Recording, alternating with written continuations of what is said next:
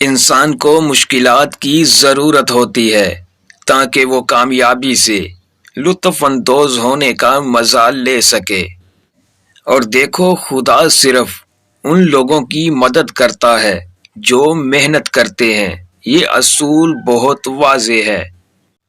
مجھے یقین ہے کہ جب تک کسی نے ناکامی کی کڑوی گولی نہیں چکھی، اس کو کامیابی کی خواہش نہیں ہو سکتی۔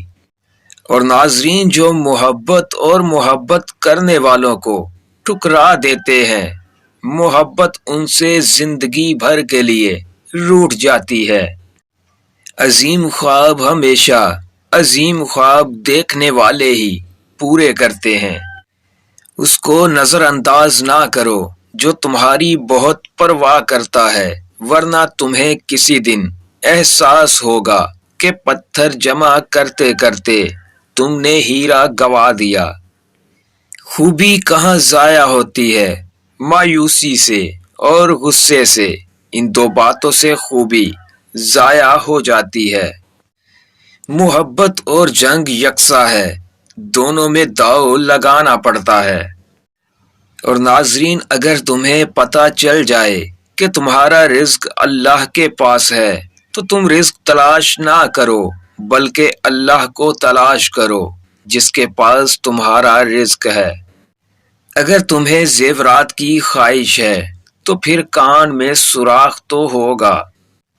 اگر نظموں اور ناولوں سے ہم سدھرنے والے ہوتے تو کتابیں جوتوں سے مہنگی ہوتی۔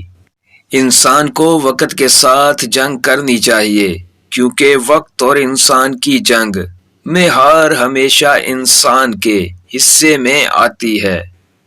ناظرین، جس نے بن مانگے عطا کیا، وہ مانگنے پر کیوں مایوس کرے گا؟ تقدیر کے لکھے سے چھٹکارا حاصل کرنے کا راستہ فقط عاجزی اور انکساری ہے۔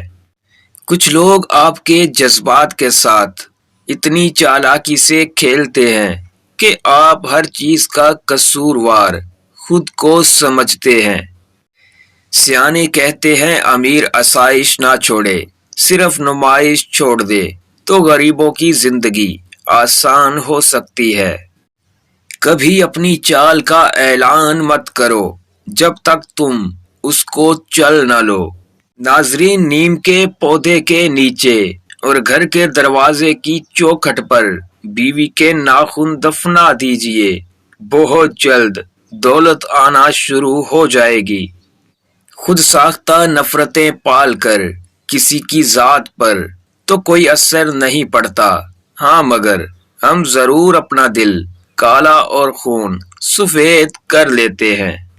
لوگوں سے جلنا چھوڑ دو، عزت اللہ کریم دیتا ہے، انسان نہیں۔